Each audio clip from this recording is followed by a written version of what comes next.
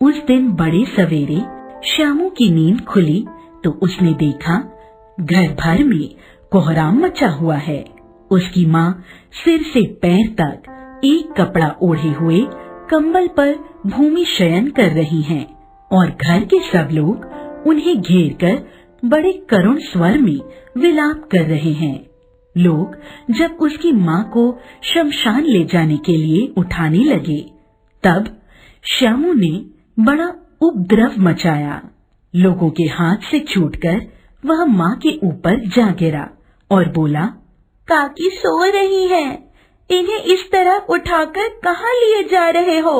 मैं इन्हें न ले जाने दूंगा। लोगों ने बड़ी कठिनाई से उसे हटाया। काकी के अंतिम संस्कार में भी वह न जा सका। एक दासी बड़ी मुश्किल से उसे घर पर ही संभाल रही।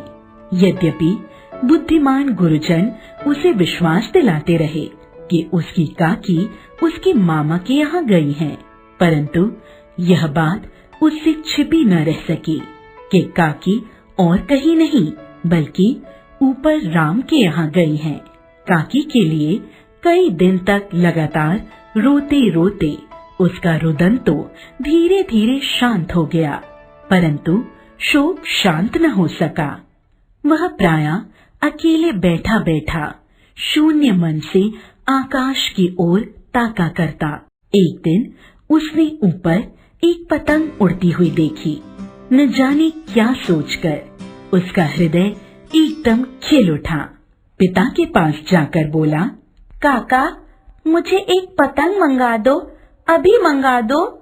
पत्नी की मृत्यु के बाद से विश्वेश्वर बहुत अनमने से रहते थे। अच्छा मंगा दूंगा कहकर वे उदास भाव से और कहीं चले गए। श्यामू पतंग के लिए बहुत उत्कंठित था। वह अपनी इच्छा किसी तरह न रोक सका। एक जगह खूंटी पर विश्वेश्वर का कोट टंगा था। इधर उधर देखकर उसके पास एक स्टूल सरका कर रखा और ऊपर चढ़कर कोट की जेब टटोली। एक चवन्नी पाकर वह तुरंत वहां से भाग गया। सुखिया दासी का लड़का भोला श्यामू का साथी था। श्यामू ने उसे चवन्नी देकर कहा, अपनी दीदी से कहकर गुपचुप एक पतंग और डोर मंगा दो। देखो खुद अकेले में लाना, कोई जान न पाए। पतंग आई। एक अंधेरे घर में उसमें डोर बांधी जाने लगी।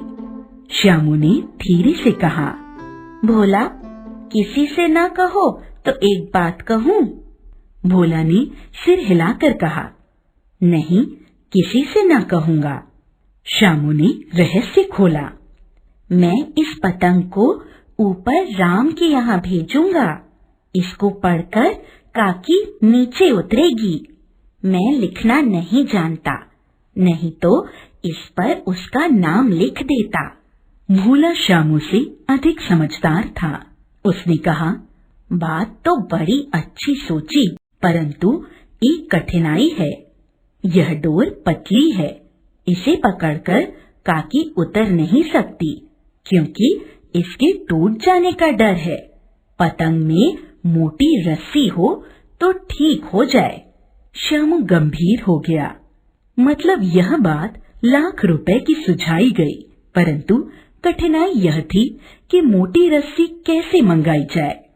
पास में दाम है नहीं और घर के जो आदमी हैं उसकी काकी को बिना दया माया के जला आए हैं।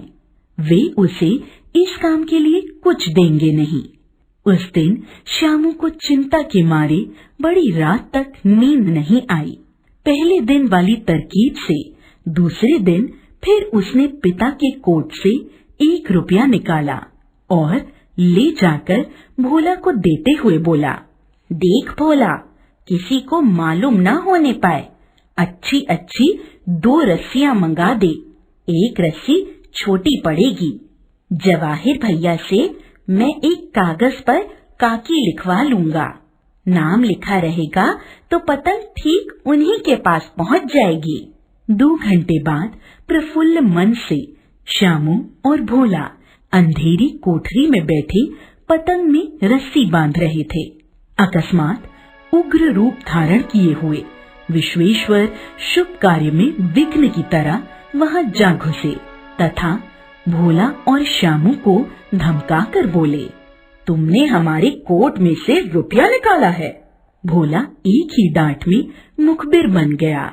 बोला, श्यामू भैया ने रस्सी और पतंग मांगने के लिए पैसे निकाले थे।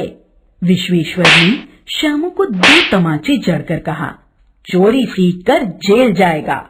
अच्छा, तुझे आज अच्छी तरह समझाता हूँ। कहकर फिर कई तमाचे जड़े और कान मलने के बाद पतंग फाड़ डाली।